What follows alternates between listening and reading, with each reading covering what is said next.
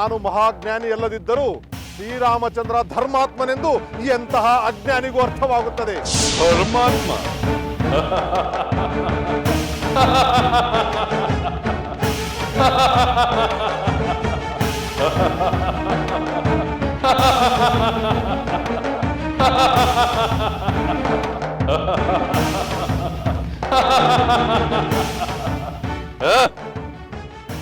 ನಿನ್ನ ಧರ್ಮಾತ್ಮನಾದ ರಾಮನನ್ನು ನಾನು ನನ್ನ ಹರಿತವಾದ ಬಾಣಗಳಿಂದ ಪರಲೋಕಕ್ಕೆ ಕಳಿಸುವುದನ್ನು ನೀನೇ ನೋಡುವೆಯಂತೆ. ಹೀಗೆ ಅಹಂಕಾರದಿಂದ ಘೋಷಣೆ ಮಾಡಿ ರಣರಂಗಕ್ಕೆ ಬಂದ ವೀರಾದಿ ವೀರರಲ್ಲ ಏನಾದರೂ ಅವರ ಗತಿ ಏನಾಯಿತೆಂದು ನೆನಪು ಮಾಡಿಕೋ ಲಂಕೇಶ್ವರ. ಮಹಾವೀರನಾದ ಕುಂಭಕರ್ಣ ಏನಾದ? ಇಂದ್ರನೇ ಗೆದ್ದೆ ಎಂದು ದುರಹಂಕಾರದಿಂದ ಬೀಗುತ್ತಿದ್ದ ಮೇಘನಾಥನ ಗತಿ ಏನಾಯಿತು? ನೆನಪು ಮಾಡಿಕೋ ಲಂಕೇಶ್ವರ. ಜಲವಾದ್ರೋಹಿ, ಅವರ ಹೆಸರು ಹೇಳುವ ಅರ್ಹತೆಯೂ ನಿನಗಿಲ್ಲ. ಕುಲಘಾತಕನಾದ ನೀನಲ್ಲಿ ಸ್ವಾಮಿ ನಿಷ್ಠೆಯಿಂದ ಲಂಕೆಯ ಪ್ರತಿಷ್ಠೆಯನ್ನು ಉಳಿಸಲು ವೀರರಂತೆ ಹೋರಾಡಿ ವೀರ ಸ್ವರ್ಗವನ್ನು ಸೇರಿದ ಅವರೆಲ್ಲಿ? ಅಲವೋ ಪಾಪಿ, ನೀನು ನನ್ನ ಕೈಯಿಂದಲೇ ನರಕ ಸೇರುತ್ತೀಯ. ಧರ್ಮವನ್ನು ನಂಬಿದವರಿಗೆ ನರಕವಿಲ್ಲ ಲಂಕೇಶ್ವರ. ಅವನಿಗೆ ಇಹವು ಸ್ವರ್ಗವಾಗುತ್ತದೆ, ಪರವೂ ಸ್ವರ್ಗವಾಗುತ್ತದೆ. ಆದರೆ ನನ್ನ ಬಾಣಗಳಿಂದ ನಿನಗೆ ನರಕದ ಅನುಭವ ನೀಡುತ್ತೇನೆ. ನಾನು ಸಿದ್ಧನಾಗಿದ್ದೇನೆ ಲಂಕೇಶ್ವರ. ನಿನ್ನ ನಡುವೆ ಧರ್ಮ ಅಧರ್ಮಗಳ ಯುದ್ಧ ನಡೆದು ಹೋಗಲಿ. ಈ ನನ್ನ ದಿವ್ಯಾಸ್ತ್ರ ಶಕ್ತಿಯಾಯುಧ ನಿನ್ನನ್ನು ನರಕದ ನಡುಮನೆಗೆ ಕಳುಹಿಸುತ್ತದೆ.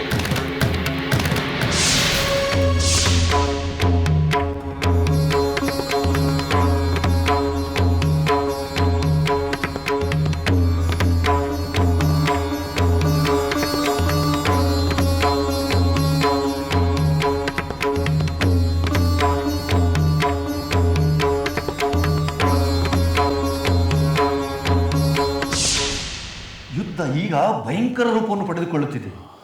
ರಾವಣ ವಿಭೀಷಣನ ಮೇಲೆ ಶಕ್ತಾಯುಧವನ್ನು ಪ್ರಯೋಗಿಸಲು ಸಿದ್ಧನಾಗಿದ್ದಾನೆ.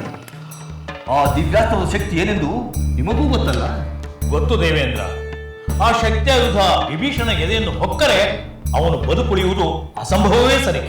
ಅದನ್ನು ಎದುರಿಸಬೇಕಾದರೆ ಪ್ರತಿಯಸ್ತ್ರವನ್ನು ಬಲ್ಲವನಾಗಿರಬೇಕು.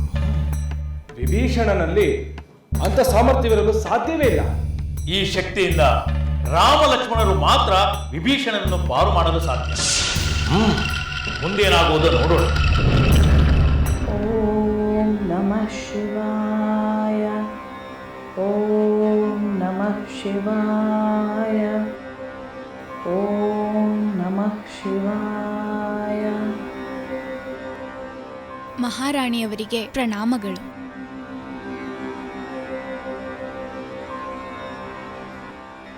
ಯುದ್ಧದ ವಿಚಾರವನ್ನು ತಿಳಿದು ಬಂದೆಯ ಸಖಿ?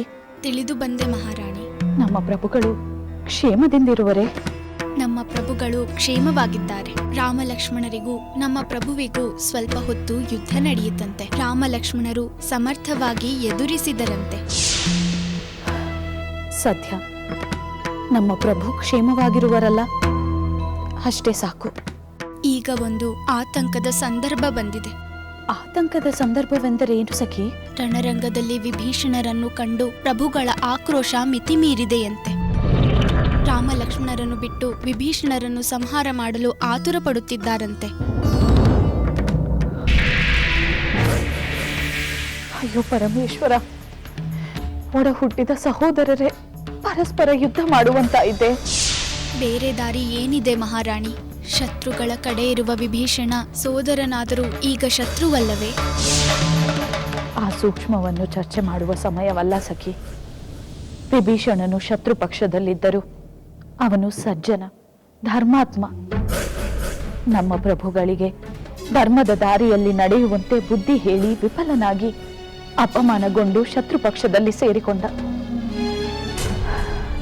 ಸೋದರನಿಗೆ ಹಿತ ಬಯಸಿದ ವಿಭೀಷಣ ಆ ಸೋದರನಿಂದಲೇ ಹತನಾಗುತ್ತಿದ್ದಾನೆಂಬುದನ್ನು ಕೇಳಲು ಕಷ್ಟವಾಗುತ್ತಿದೆ.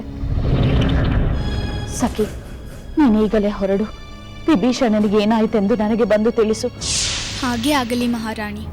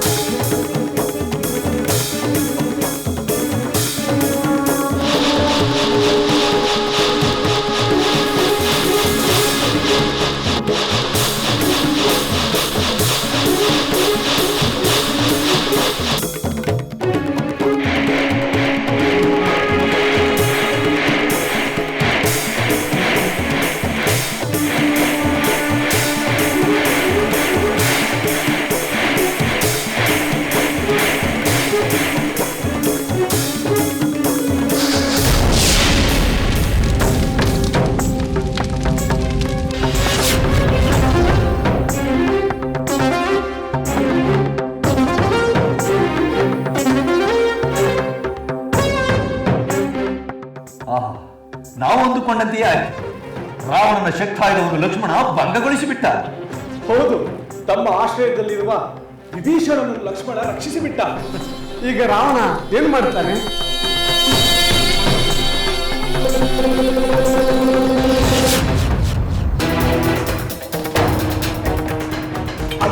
ಅಲ್ಲಿ ನೋಡಿ, ಆಕ್ರೋಶಗೊಂಡ ರಾವಣ ಮತ್ತೊಂದು ಶಕ್ತಾಯುಧವನ್ನು ಪ್ರಯೋಗಿಸಲು ಸಿದ್ಧನಾಗಿದ್ದಾನೆ. ಎಲವೋ ಲಕ್ಷ್ಮಣ, ಬಹು ಪ್ರಯಾಸದಿಂದ ಈ ಭ್ರಾತೃದ್ರೋಹಿಯನ್ನು ರಕ್ಷಿಸಿದೆ. ನಿನ್ನ ಈ ಅಪರಾಧವನ್ನು ನಾನು ಸುಮ್ಮನೆ ಬಿಡುವುದಿಲ್ಲ. ಈ ಭಯಂಕರವಾದ ಶಕ್ತಿಯಾಯುಧದಿಂದ ನಿನ್ನನ್ನೇ ಸಂಹರಿಸುತ್ತೇನೆ. ಶರಣಾಗತ ರಕ್ಷಕನೆಂಬ ರಾಮಚಂದ್ರನ ಖ್ಯಾತಿ ಸಾರ್ಥಕವಾಯಿತು. ರಾವಣನನ್ನು ತೊರೆದು ತನಗೆ ಶರಣಾಗತನಾದ ವಿಭೀಷಣನನ್ನು ರಾಮನ ಸಹೋದರ ಲಕ್ಷ್ಮಣ ರಕ್ಷಿಸಿದ. ಅಲ್ಲದೆ ರಾವಣನು ಪ್ರಯೋಗಿಸುವ ಮಹಾ ಅಸ್ತ್ರಕ್ಕೆ ಎದುರಾಗಿ ತಾನೇ ನಿಂತಿದ್ದಾನೆ. ಲಕ್ಷ್ಮಣ ತನ್ನ ಸಹೋದರ ರಾಮನಷ್ಟೇ ಪರಾಕ್ರಮಶಾಲಿ. ರಾಮನಂತೆ ಆಶ್ರಿತರ ಬಗ್ಗೆ ಕರುಣಾಳು. ಭೀಷಣನೇನೋ ಪಾರಾದ, ಆದರೆ ರಾವಣನು ಪ್ರಯೋಗಿಸುವ ಮಹಾಸ್ತ್ರದಿಂದ ಲಕ್ಷ್ಮಣನಿಗೆ ಏನೋ ಅಪಾಯ ಕಾದಿದೆಯೋ ಏನು? ಚಿಂತಿಸಬೇಡಿ, ತನ್ನ ಪ್ರಿಯ ಸಹೋದರಿಗೆ ಅಪಾಯ ಹೋಗಲು ಶ್ರೀರಾಮ ಬಿಡುವನೇನು? ಅಷ್ಟಕ್ಕೂ ಲಕ್ಷ್ಮಣನೇನು ಸಾಮಾನ್ಯನೇ?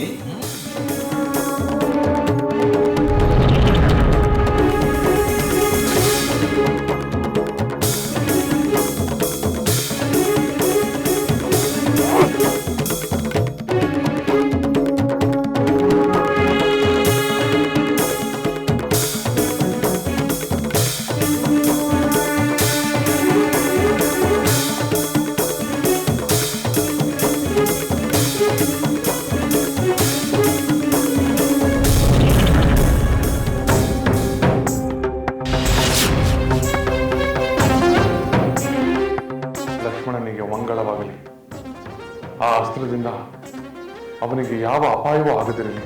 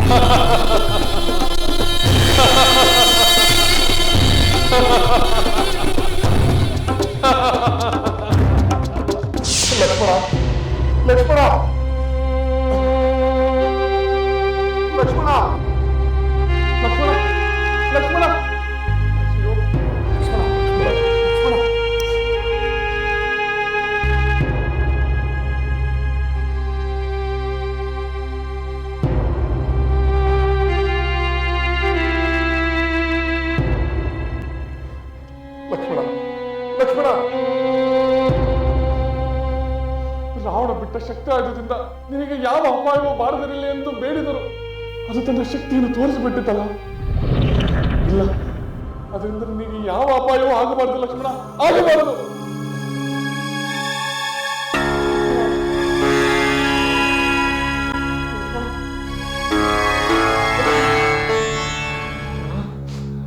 ಲಕ್ಷ್ಮಣ,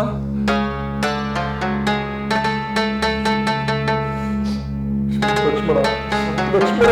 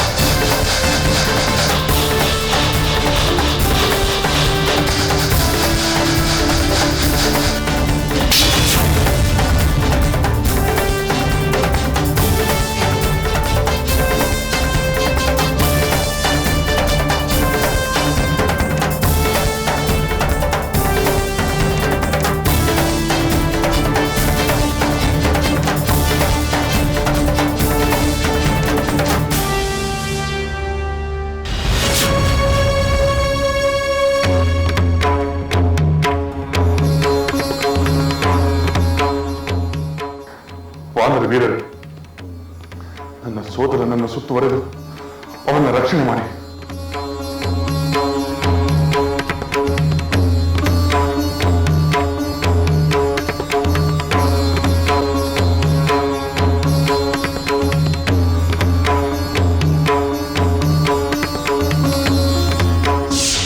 ನನ್ನ ಸರ್ವಶಕ್ತಿಯನ್ನು ಪ್ರಯೋಗಿಸುವ ಕಾಲ ಈಗ ಸನ್ನಿಹಿತವಾಗಿದೆ. ನಿಮ್ಮೆಲ್ಲರ ಮುಂದೆ ಪ್ರತಿಜ್ಞೆ ಮಾಡಿ ಹೇಳುತ್ತೇನೆ, ಇನ್ನು ಅಲ್ಪ ಸಮಯದಲ್ಲಿ ಈ ರಾವಣ ಈ ಭೂಮಿಯ ಮೇಲೆ ಇಲ್ಲದಂತೆ ಮಾಡುತ್ತೇನೆ. ಇದು ಸತ್ಯ, ಸತ್ಯ, ಸತ್ಯ. ನಿಮ್ಮೆಲ್ಲರ ಮುಂದೆ ಪ್ರತಿಜ್ಞೆ ಮಾಡಿ ಹೇಳುತ್ತೇನೆ,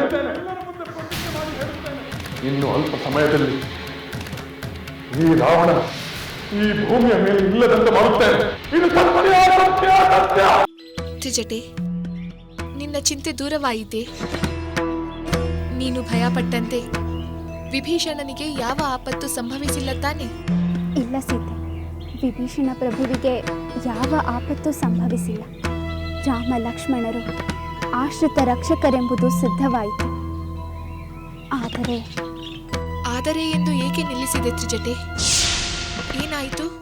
ಸೀತೆ, ನಾನು ಮೊದಲೇ ಹೇಳಿದಂತೆ ವಿಭೀಷಣ ಪ್ರಭುವಿನ ಮೇಲೆ ಆಕ್ರೋಶಗೊಂಡ ಆ ರಾವಣ ಅವರ ಮೇಲೆ ಶಕ್ತಿಯಾಯುಧವನ್ನು ಪ್ರಯೋಗಿಸಿದ. ಹೌದೇ? ಶಕ್ತಿಯಾಯುಧವೆಂದರೆ ಕಷ್ಟವೇ? ಆದರೆ ಲಕ್ಷ್ಮಣ ಆ ಅಸ್ತ್ರವನ್ನು ತಡೆದು ವಿಭೀಷಣ ಪ್ರಭುವನ್ನು ರಕ್ಷಿಸಿದರು. ಕೆರಳಿದ ರಾವಣ ಮತ್ತೊಂದು ಮಹಾಸ್ತ್ರವನ್ನು ಲಕ್ಷ್ಮಣನ ಮೇಲೆ ಪ್ರಯೋಗಿಸಿದ. ಅದು ಲಕ್ಷ್ಮಣನ ಎದೆಗೆ ನಾಟಿತು. ಏನು? ರಾವಣನ ಮಹಾಸ್ತ್ರ ಲಕ್ಷ್ಮಣನ ಎದೆ ಭೇದಿಸಿತೆ? ಲಕ್ಷ್ಮಣನಿಗೆ ಏನಾಯಿತು? ಬೇಗ ಹೇಳು ತ್ರಿಜಟೆ. ಉದ್ವಿಗ್ನಳಾಗಬೇಡ ಸೀತೆ, ತಕ್ಷಣದ ಮೂರ್ಛೆ ಅಷ್ಟೇ. ರಾಮ ಆ ಬಾಣವನ್ನು ತೆಗೆದೆಸೆದು ವಾನರ ವೀರರೊಂದಿಗೆ ಸೋದರ ಲಕ್ಷ್ಮಣನನ್ನು ಉಪಚರಿಸುತ್ತಿರುವರಂತೆ.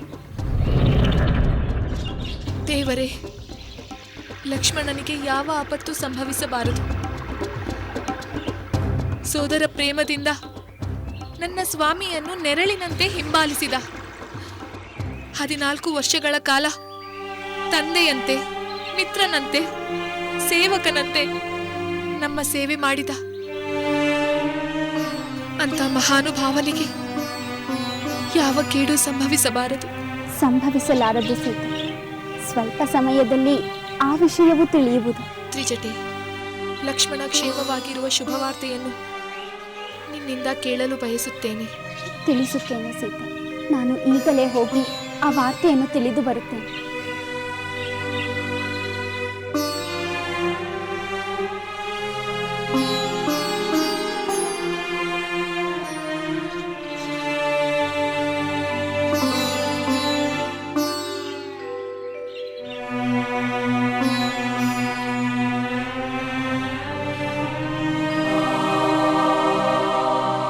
ನೋಡಿದಿರಾ ರಾಮನ ಕೋಪಾವೇಶವನ್ನು? ಪ್ರಳಯ ರುದ್ರನಿಂತೆ ಕೆರಳಿ ನಿಂತಿರುವ ರಾಮ ತನ್ನ ದಿವ್ಯಾಸ್ತ್ರದಿಂದ ಆ ರಾವಣನನ್ನು ಪರಾಭವಗೊಳಿಸುವುದು ಖಂಡಿತ. ಹಿಂದೆ ರಾಮ ಖರದೂಷಣರ ಸಹಿತ 14,000 ರಾಕ್ಷಸರನ್ನು ಅಲ್ಪಾವಧಿಯಲ್ಲಿ ಸಂಹಾರ ಮಾಡಿದ ಮಹಾಘಟನೆ ನೆನಪಾಗುತ್ತಿದೆ. ಆದರೆ ಈಗ ನಡೆಯುವ ರಾಮ ರಾವಣರ ಯುದ್ಧ ಇಂದಿನ ಎಲ್ಲ ಯುದ್ಧಗಳಿಗಿಂತ ಮಿಗಿಲಾಗಿರುತ್ತದೆ. ಹೌದು ಹೌದು, ರಾಮನ ಈ ಆಕ್ರೋಶವನ್ನು ಎದುರಿಸಿ ನಿಲ್ಲುವುದು ಸಾಧ್ಯವೇ ಇಲ್ಲ. ಅಲ್ಲಿ ನೋಡಿ, ರಾಮ ರಾವಣನ ಮೇಲೆ ತನ್ನ ಶರಾಗ್ನಿಯಂತಹ ಮಹಾಶರವನ್ನು ಪ್ರಯೋಗಿಸಲು ಸಿದ್ಧನಾಗಿದ್ದಾನೆ.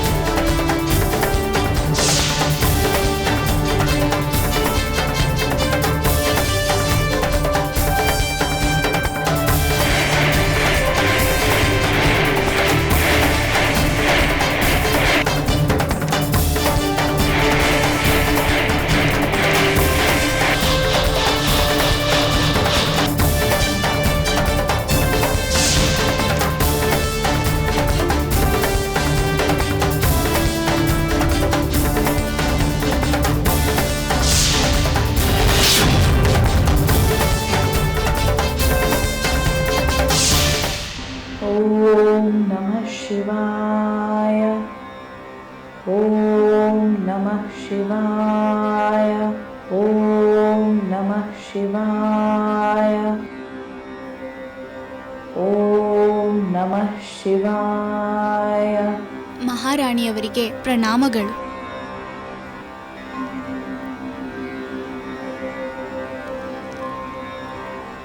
ಸಖಿ, ಮೊದಲು ಯುದ್ಧರಂಗದ ವಿಚಾರವೇನೆಂದು ಹೇಳು. ನನ್ನ ಸ್ವಾಮಿ ಕ್ಷೇಮವಾಗಿರುವರು ತಾನೆ? ಪ್ರಭುಗಳು ಕ್ಷೇಮವಾಗಿದ್ದಾರೆ ಮಹಾರಾಣಿ. ಆದರೆ ಲಕ್ಷ್ಮಣನ ಸ್ಥಿತಿ ಮಾತ್ರ ಆತಂಕಕಾರಿಯಾಗಿದೆ. ಲಕ್ಷ್ಮಣನಿಗೇನಾಗಿದೆ ಸಖಿ? ಆಗ ಬಂದಾಗ ಪ್ರಭುಗಳು ವಿಭೀಷಣನ ಮೇಲೆ ಆಕ್ರೋಶಗೊಂಡಿರುವರೆಂದು ಹೇಳಿದೆ. ಹೌದು ಮಹಾರಾಣಿ, ವಿಭೀಷಣನನ್ನು ಸಂಹರಿಸಬೇಕೆಂದು ಪ್ರಭುಗಳು ಅಸ್ತ್ರ ಪ್ರಯೋಗಿಸಿದ್ದು ನಿಜ. ಆದರೆ ವಿಭೀಷಣನನ್ನು ರಕ್ಷಿಸಬೇಕೆಂದು ಲಕ್ಷ್ಮಣ ಆ ಅಸ್ತ್ರವನ್ನು ಸ್ವೀಕರಿಸಿದ. ಅದರಿಂದ ಅವನು ಪ್ರಜ್ಞೆ ತಪ್ಪಿದ. ಈಗ ಲಕ್ಷ್ಮಣ ಹೇಗಿದ್ದಾನೆ? ರಾಮಚಂದ್ರ ವಾನರ ವೀರರೊಂದಿಗೆ ಲಕ್ಷ್ಮಣನ ಉಪಚಾರಕ್ಕೆ ನಿಂತಿರುವನಂತೆ. ಜೊತೆಗೆ ನಮ್ಮ ಪ್ರಭುಗಳ ಮೇಲೆ ವಿಪರೀತ ಆಕ್ರೋಶಗೊಂಡಿರುವನಂತೆ.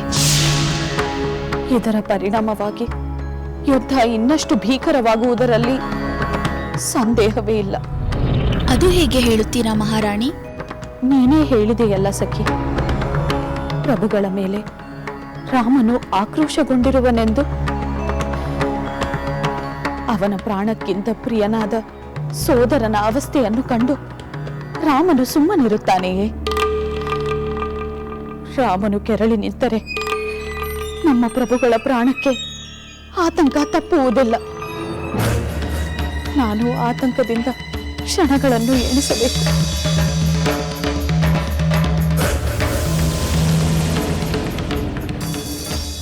ದೇವ ದಯಾಮಯ, ಕಾಪಾಡು ತಂದೆ, ಕಾಪಾಡು.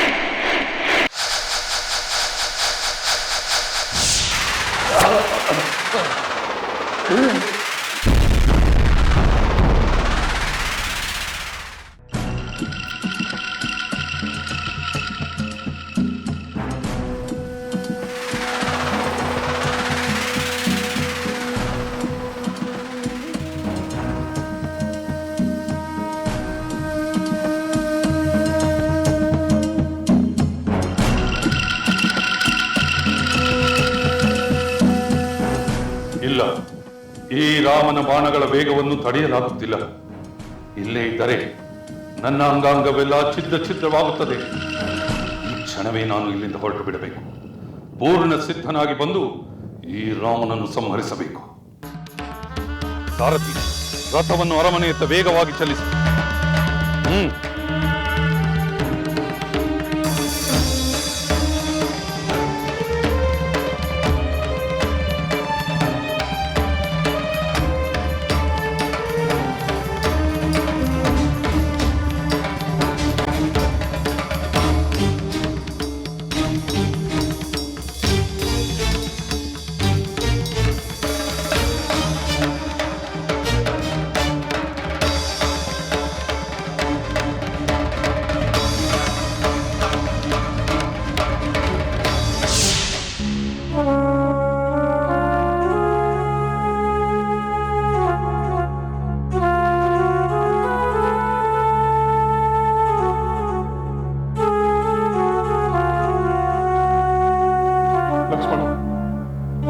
ಲಕ್ಷ್ಮಣ, ಎಂತಹ ಘೋರ ದೃಶ್ಯವನ್ನು ನಾನು ನೋಡಬೇಕಾಯಿತು. ರಾಮನ ಶಕ್ತಿಯಾಗದಿಂದ ನನ್ನ ಸೋದರ ಗಾಯಗೊಂಡು ಪ್ರಜ್ಞಾಹೀನನಾಗಿ ಬಿದ್ದನೆ. ನನ್ನ ಹೃದಯ ತಲ್ಲಣಿಸುತ್ತಿದೆ. ದುಃಖ ಭಾರದಿಂದ ನಾನು ಕುಸಿದು ಹೋಗುತ್ತಿದ್ದೇನೆ. ಲಕ್ಷ್ಮಣ, ಪ್ರಿಯ ಸೋದರ, ನಿನ್ನನ್ನು ಇಂತಹ ಅವಸ್ಥೆಯಲ್ಲಿ ಕಾಣುತ್ತಾ ನಾನು ಹೇಗೆ ತಾನು ಯುದ್ಧ ಮಾಡಲಿ? ರಾಮಚಂದ್ರ, ಸಮಾಧಾನ ಮಾಡಿಕೊ. ಹೇಗೆ ಸಮಾಧಾನ ತಂದುಕೊಳ್ಳಲಿ ಸುಗ್ರೀವ? ಪ್ರಾಣ ಪ್ರಿಯನಾದ ನನ್ನ ಲಕ್ಷ್ಮಣ ಅಸುನೀಗಿದರೆ ನಾನು ಹೇಗೆ ಜೀವ ಸಹಿತ ಉಳಿಯಲಿ? ಇವನಿಲ್ಲದೆ ಯುದ್ಧ ಬೇಕೆ, ಈ ವಿಜಯ ಬೇಕೆ? ಯಾವ ಸುಖ ಸಂತೋಷಗಳಲ್ಲಾದರೂ ನಾನು ಆಸಕ್ತಿ ತೋರಲು ಸಾಧ್ಯವೇ? ಇಲ್ಲ ಸುಗ್ರೀವ, ನನ್ನ ಜೀವಾನಂದಕರವಾದ ಲಕ್ಷ್ಮಣನ ದುರವಸ್ಥೆಯಿಂದ ನಾನು ಕಂಗಾಲಾಗಿದ್ದೇನೆ. ಬದುಕೇ ಬೇಡವೆನಿಸುತ್ತಿದೆ. ಅಂತ ಮಾತಾಡಬೇಡ ರಾಮಚಂದ್ರ. ನಿನ್ನಂತ ಧೀರ ಪುರುಷ ಹೀಗೆ ಧೈರ್ಯಗೆಡಬಾರದು. ಜಾಂಬವಂತ, ಈ ಯುದ್ಧವನ್ನು ನಾನು ಜಯಿಸಿದರೂ ನನಗೆ ಸಂತೋಷ ಉಂಟಾಗುವುದಿಲ್ಲ. ಕಣ್ಣಿಲ್ಲದವನಿಗೆ ಚಂದ್ರನ ಬೆಳದಿಂಗಳು ಕಾಣದಂತೆ ಲಕ್ಷ್ಮಣನಿಲ್ಲದೆ ನನಗೆ ಯಾವುದು ಸಂತೋಷ ಕೊಡುವುದಿಲ್ಲ. ಮೂರ್ಛೆಗೊಂಡು ಬಿದ್ದಿರುವ ಲಕ್ಷ್ಮಣನನ್ನು ಕಂಡು ನನಗೆ ಈ ಯುದ್ಧವೇ ಬೇಡವೆನಿಸುತ್ತದೆ. ರಾಮಚಂದ್ರ, ನಿನ್ನಂತ ಕ್ಷತ್ರಿಯ ಕರ್ತವ್ಯ ವಿಮುಖನಾಗುವುದು ವಿಹಿತವಲ್ಲ. ಯಾವ ಕರ್ತವ್ಯ ಸುಗ್ರೀವ? ಸೋದರನಾಗಿ ಲಕ್ಷ್ಮಣ ನನ್ನೊಂದಿಗೆ ಅರಣ್ಯಕ್ಕೆ ಬಂದು ತನ್ನ ಕರ್ತವ್ಯ ಪಾಲನೆ ಮಾಡಿದ. ಈಗ ನಾನು ಅವನನ್ನು ಅನುಸರಿಸಿ ನನ್ನ ಕರ್ತವ್ಯ ಪಾಲನೆ ಮಾಡುತ್ತೇನೆ. ಪ್ರಭು ರಾಮಚಂದ್ರ, ಖಂಡಿತ ಅಂತ ಪರಿಸ್ಥಿತಿ ಉಂಟಾಗುವುದಿಲ್ಲ. ಹೌದು ಪ್ರಭು, ಅಂತ ವಿಪರೀತ ಯೋಚನೆ ಮಾಡಬೇಡಿ. ಎಲ್ಲ ಮುಗಿದು ಹೋದಂತೆ ಹತಾಶನಾಗುವ ಕಾರಣವಿಲ್ಲ. ಲಕ್ಷ್ಮಣ, ಪ್ರಿಯ ಸೋದರ, ಏಕೆ ಮೌನವಾಗಿರುವೆ? ಹೇಳು ಲಕ್ಷ್ಮಣ, ನನ್ನತ್ತ ನೋಡು ಲಕ್ಷ್ಮಣ. ಸದಾ ನನ್ನನ್ನು ಸಮಾಧಾನ ಪಡಿಸುತ್ತ ನನ್ನ ದುಃಖ ಶಮನ ಮಾಡುತ್ತಿದ್ದ ನೀನೇ ಹೀಗೆ ಪ್ರಜ್ಞೆ ತಪ್ಪಿ ಮಲಗಿದ್ದರೆ ನನಗಿನ್ಯಾರು ದಿಕ್ಕು ಲಕ್ಷ್ಮಣ? ನನಗಿನ್ಯಾರು ದಿಕ್ಕು ಲಕ್ಷ್ಮಣ?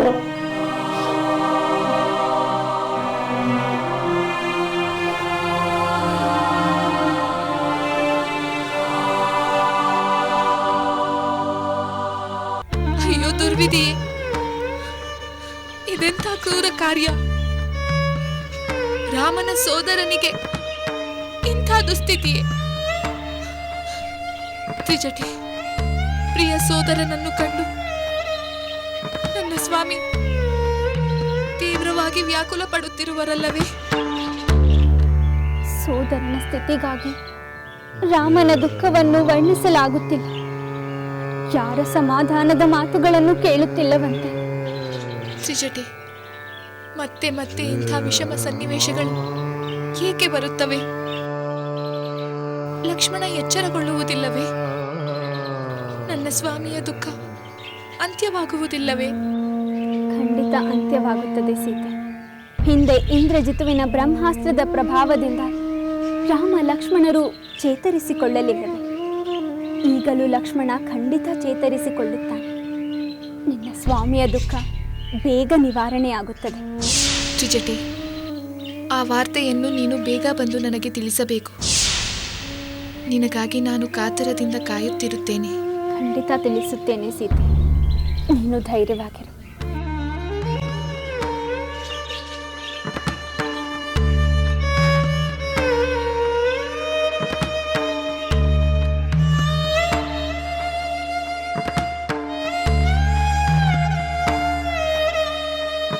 ಹೇಳು ಲಕ್ಷ್ಮಣ, ಲಕ್ಷ್ಮಣ ಏನು ಹೇಳು ಸೋದರ. ಪ್ರಭು ರಾಮಚಂದ್ರ, ಈ ದುಃಖವನ್ನು ಬಿಡು. ಈ ನಿನ್ನ ಸಹೋದರ ಲಕ್ಷ್ಮಣ ಖಂಡಿತವಾಗಿಯೂ ಮೃತ್ಯುವಶನಾಗಿಲ್ಲ. ಇವನ ಮುಖದ ತೇಜಸ್ಸು ಕಿಂಚಿತ್ತೂ ಕಳೆಗುಂದಿಲ್ಲ. ಸರಿಯಾಗಿ ನೋಡು ರಾಮಚಂದ್ರ, ಸರಿಯಾಗಿ ನೋಡು. ಲಕ್ಷ್ಮಣನ ದೇಹ ಲಕ್ಷಣವನ್ನು ನೋಡುತ್ತಿದ್ದರೆ ಸುಖವಾಗಿ ನಿದ್ರಿಸುತ್ತಿರುವಂತಿದೆ. ಆತಂಕ ಪಡುವ ಅಗತ್ಯವಿಲ್ಲ ರಾಮಚಂದ್ರ, ಅಗತ್ಯವಿಲ್ಲ. ವಿಭೀಷಣ, ನಿನ್ನ ಮಾತು ನಿಜವೇ? ಲಕ್ಷ್ಮಣ ಮೃತ್ಯುವಶನಾಗಿಲ್ಲವೇ? ಇಲ್ಲ ರಾಮಚಂದ್ರ, ಇಲ್ಲಿರುವ ಎಲ್ಲರನ್ನೂ ಕೇಳು. ಖಂಡಿತ ಅಂತ ಯಾವ ಲಕ್ಷಣಗಳು ನಮ್ಮ ಲಕ್ಷ್ಮಣನಲ್ಲಿ ಕಾಣಿಸುತ್ತಿಲ್ಲ. ಹೌದು ರಾಮಚಂದ್ರ, ಲಕ್ಷ್ಮಣ ತೇಜಸ್ವಿಯಾಗಿಯೇ ಕಾಣುತ್ತಿದ್ದಾನೆ. ಹೌದು ರಾಮಚಂದ್ರ, ಲಕ್ಷ್ಮಣ ಖಂಡಿತವಾಗಿ ಜೀವಂತವಾಗಿದ್ದಾನೆ. ಮಹಾಸ್ತ್ರದ ಆಘಾತದಿಂದ ಪ್ರಜ್ಞಾಹೀನನಾಗಿದ್ದಾನೆ ಅಷ್ಟೇ. ಅವನ ಉಸಿರಾಟವು ಸಹಜವಾಗಿದೆ ನೋಡು. ಹೌದು ಶಿಕ್ಷಣ, ನಿನ್ನ ಮಾತು ಸರಿಯಾಗಿದೆ. ನನ್ನ ಲಕ್ಷ್ಮಣ ಉಸಿರಾಡುತ್ತಿದ್ದಾನೆ, ಅವನು ಮೃತ್ಯುವಶನಾಗಿಲ್ಲ. ಆದರೆ ಸುಷೇಣ, ಅವನು ಎಚ್ಚರಗೊಳ್ಳುವುದು ಯಾವಾಗ? ನನ್ನೊಂದಿಗೆ ಎಂದಿನಂತೆ ಮಾತನಾಡುವುದು ಯಾವಾಗ? ಅದಕ್ಕೊಂದು ಮಾರ್ಗವಿದೆ ರಾಮಚಂದ್ರ. ಅದೇನೆಂದು ಬೇಗ ಹೇಳು ಸುಷೇಣ. ಹೇಳುತ್ತೇನೆ ರಾಮಚಂದ್ರ. ಹನುಮಂತ, ನೀನು ಈಗಲೇ ಮಹೇಂದ್ರ ಪರ್ವತಕ್ಕೆ ಹೋಗು. ಆ ದಾರಿಯನ್ನು ಜಾಮು ಅಂತ ನಿನಗೆ ಮೊದಲೇ ತಿಳಿಸಿದ್ದಾನೆ. ಆ ಪರ್ವತದ ದಕ್ಷಿಣ ಭಾಗದಲ್ಲಿ ವಿಶಲ್ಯಕರಣಿ, ಸಾವಣ್ಯಕರಣಿ, ಸಂಜೀವಕರಣಿ ಮತ್ತು ಸಂಧಾನಕರಣಿ ಎಂಬ ಮಹಾ ಔಷಧೀಲತೆಗಳಿವೆ. ಅವುಗಳನ್ನು ತೆಗೆದುಕೊಂಡು ಬಾ. ಅದರ ಪ್ರಭಾವದಿಂದ ಲಕ್ಷ್ಮಣ ಬೇಗ ಎಚ್ಚರಗೊಳ್ಳುತ್ತಾನೆ.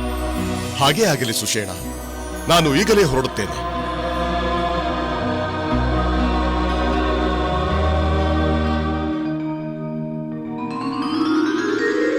ಜೈ ಶ್ರೀರಾಮ್, ಜೈ ಶ್ರೀರಾಮ್, ಜೈ ಶ್ರೀರಾಮ್, ಜೈ ಶ್ರೀರಾಮ್, ಜೈ ಶ್ರೀರಾಮ್, ಜೈ ಶ್ರೀರಾಮ್.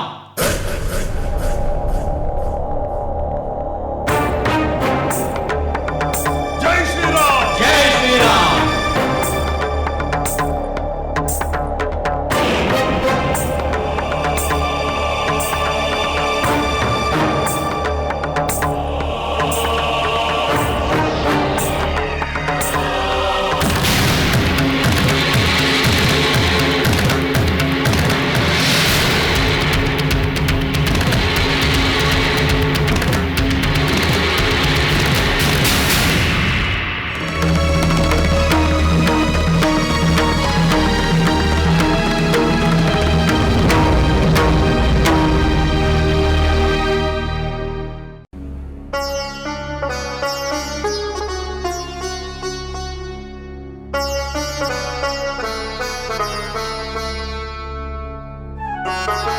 ಪ್ರಣಾಮಗಳು ಮಹಾರಾಣಿ.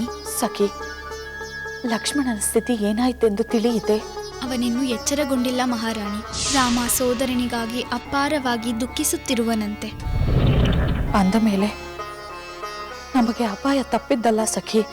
ಮಹಾರಾಣಿ, ಪ್ರಜ್ಞೆ ತಪ್ಪಿರುವುದು ಲಕ್ಷ್ಮಣ. ನಮಗೆ ಏಕೆ ಅಪಾಯವಾಗುತ್ತದೆ? ಸೋದರನ ದುಸ್ಥಿತಿಗೆ ದುಃಖಿಸಿದ ರಾಮನು ಅದಕ್ಕೆ ಪ್ರತೀಕಾರ ಮಾಡಲು ಅವನು ಆಕ್ರೋಶಗೊಳ್ಳುವುದಿಲ್ಲವೇ? ಅವನ ಆಕ್ರೋಶದಿಂದ ನಮ್ಮ ಪ್ರಭುಗಳಿಗೆ ಅಪಾಯವಾಗುವುದಿಲ್ಲವೇ? ಹೌದು ಮಹಾರಾಣಿ, ನಿಮ್ಮ ಮಾತು ನಿಜ. ಇನ್ನು ಮೇಲೆ ರಾಮ ರಾವಣರಿಗೆ ಘೋರ ಯುದ್ಧವೇ ಸಂಭವಿಸಬಹುದು. ಖಂಡಿತ ಸಂಭವಿಸುತ್ತದೆ ಸಖಿ. ಅದರ ಪರಿಣಾಮವೇನಾಗುವುದೋ ಎಂದು ನನ್ನ ಮನಸ್ಸು ತಲ್ಲಣಿಸುತ್ತಿದೆ. ಚಿಂತಿಸಬೇಡಿ ಮಹಾರಾಣಿ, ನಮ್ಮ ಪ್ರಭುಗಳ ಪರಾಕ್ರಮವು ಅಪಾರವಾಗಿದೆ. ಎಂತಹ ಸಂದರ್ಭ ಬಂದರೂ ಎದುರಿಸಿ ಗೆಲ್ಲಬಲ್ಲ ಶಕ್ತಿ ಅವರಿಗಿದೆ. ಆ ನಿರೀಕ್ಷೆಯಿಂದಲೇ ಕಾಯಬೇಕು. ನೀನು ಯುದ್ಧದ ವಾರ್ತೆಗಳನ್ನು ತಪ್ಪದೆ ಬಂದು ತಿಳಿಸುತ್ತಿರು. ಹಾಗೇ ಆಗಲಿ ಮಹಾರಾಣಿ.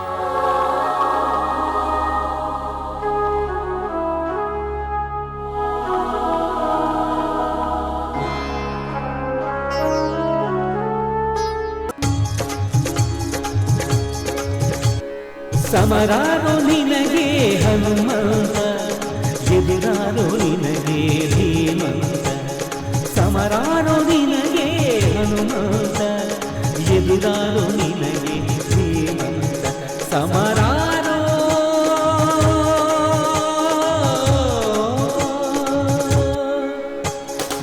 ಬಲವಂತರಿಗೆ ಬಲವಂತ, ಗುಣವಂತರಿಗೆ ಗುಣವಂತ. ಬಲವಂತರಿಗೆ ಬಲವಂತ, ಗುಣವಂತರಿಗೆ ಗುಣವಂತ. ರಾಮ ಸೇವೆಯೇ ಆದ್ಯಂತ, ರಾಮ ಸೇವೆಯೇ ಆದ್ಯಂತ.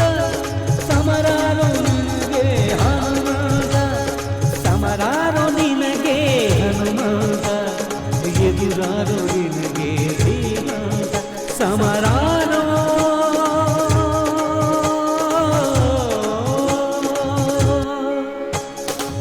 ನೀತಿಶಾಸ್ತ್ರ ನಿಪುಣ, ಅಸುರ ಗರ್ವಹರಣ.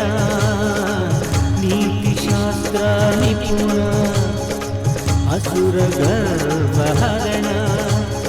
ರಾಮ ಸೇವಾ ಧುರೀಣ,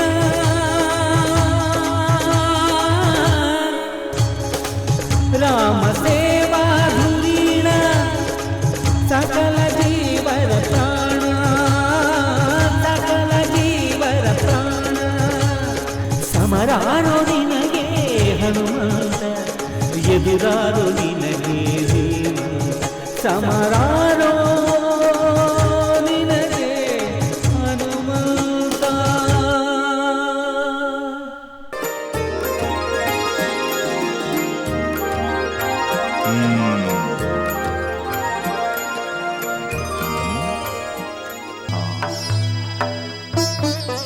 ಇದೆ ಜಾಂಬವಂತ ಹೇಳಿದ ಔಷಧಿ ಲತೆಗಳಿರುವ ಸಂಜೀವಿನಿ ಪರ್ವತ. ಜಾಂಬವಂತ ಹೇಳಿದ ಲತೆಗಳನ್ನು ಹುಡುಕಿ ತೆಗೆದುಕೊಂಡು ಹೋಗಬೇಕು.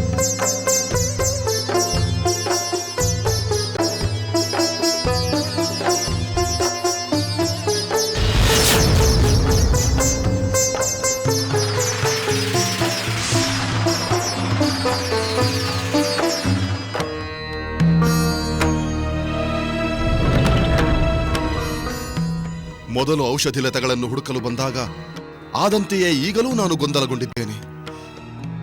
ಆದರೆ ನಾನು ಕಾಲಹರಣ ಮಾಡುವಂತಿಲ್ಲ. ಈಗ ಲಕ್ಷ್ಮಣ ಬೇಗ ಮೂರ್ಛೆಯಿಂದ ಎಚ್ಚರಗೊಳ್ಳಬೇಕು. ಯಾವುದೇ ಕಾರಣಕ್ಕೂ ರಾಮ ಕಾರ್ಯಕ್ಕೆ ವಿಳಂಬವಾಗಬಾರದು. ನಾನು ಸಮಯ ವ್ಯರ್ಥ ಮಾಡುವಂತಿಲ್ಲ. ಅಂದಿನಂತೆ ಈಗಲೂ ಈ ಪರ್ವತವನ್ನೇ ಎತ್ತಿಕೊಂಡು ಹೋಗುತ್ತೇನೆ. ಬೇಕಾದ ಔಷಧಿ ಲತೆಗಳನ್ನು ಸುಷೇಣ ತಾನೇ ಆರಿಸಿಕೊಳ್ಳಲಿ.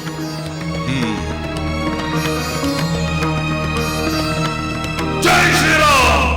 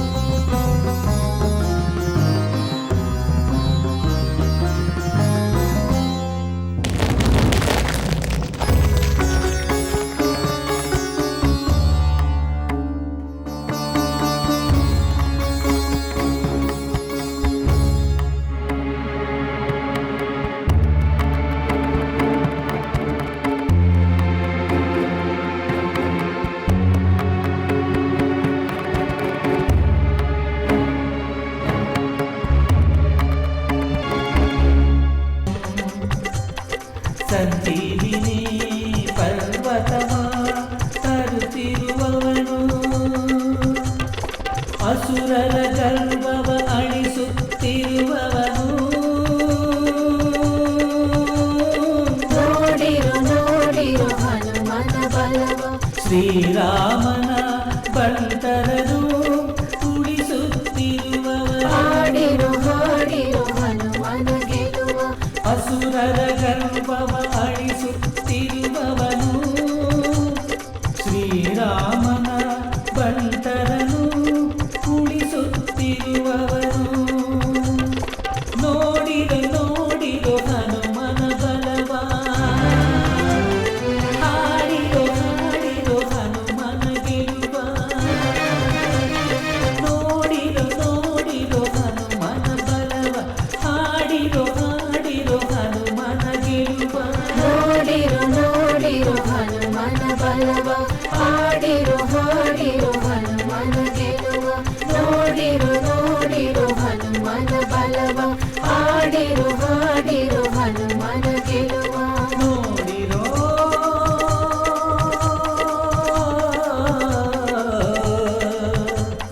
ಹಾಡಿರೋ ಗಾಢಾಂಧಕಾರ ಕಳೆವಂತ ದಿನಕರನಂತೆ ಮೃತ್ಯುಂಜಯ ಎನಿಸಿರುವ ಶಶಿಧರನಂತೆ ಗಾಢಾಂಧಕಾರ ಕಳೆವಂತ ದಿನಕರನಂತೆ ಮೃತ್ಯುಂಜಯ ಎನಿಸಿರುವ ಶಶಿಧರನಂತೆ ವಾಯುದೇವ ಸುತ ಪ್ರಾಣದೇವನಂತೆ ನೋಡಿರು ನೋಡಿರು ಹನುಮನ ಬಲವ ಈ ಜಗದ ಜೀವರಾಶಿಗೆಲ್ಲ ಜೀವೋತ್ತಮನಂತೆ ಹಾಡಿರು ಹಾಡಿರು ಹನುಮನ ಗೆಲುವ ವಾಯುದೇವ ಸುತ ಪ್ರಾಣದೇವನಂತೆ ಈ ಜಗದ ಜೀವರಾಶಿಗೆಲ್ಲ ಜೀವೋತ್ತಮನಂತೆ ನೋಡಿರು ನೋಡಿರು ಹನುಮನ ಬಲವ ಹಾಡಿರು ಹಾಡಿರು ಹನುಮನ ಗೆಲುವ ನೋಡಿರು ನೋಡಿರು ಹನುಮನ ಬಲವ ಹಾಡಿರು ಹಾಡಿರು ಹನುಮನ ಗೆಲುವ ನೋಡಿರು ನೋಡಿರು ಹನುಮನ ಬಲವ ನೋಡಿರೋ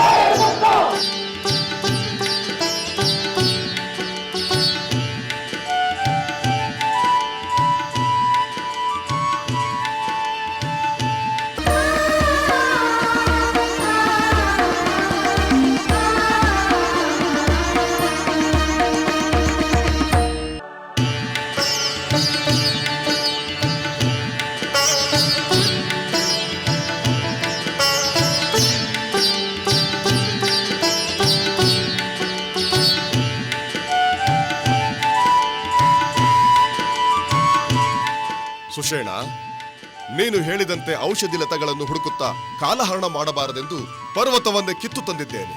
ಒಳ್ಳೆಯದೇ ಆಯ್ತು ಹನುಮಂತ. ನಾನು ಔಷಧಿ ಲತೆಗಳನ್ನು ಹುಡುಕಿ ಔಷಧಿಯನ್ನು ಸಿದ್ಧ ಮಾಡಿಕೊಂಡು ಬರುತ್ತೇನೆ. ರಾಮಚಂದ್ರ, ಈಗಲಾದರೂ ನಿನ್ನ ಚಿಂತೆಯನ್ನು ಬಿಡು. ಹನುಮಂತ ಔಷಧಿ ಲತೆಗಳಿರುವ ಪರ್ವತವನ್ನೇ ತಂದಿದ್ದಾನೆ. ಸುಷೇನ ಔಷಧಿ ಸಿದ್ಧಪಡಿಸುತ್ತಾನೆ. ಇನ್ನೇನು ಲಕ್ಷ್ಮಣ ಎಚ್ಚರಗೊಂಡನೆಂದೇ ತಿಳಿ.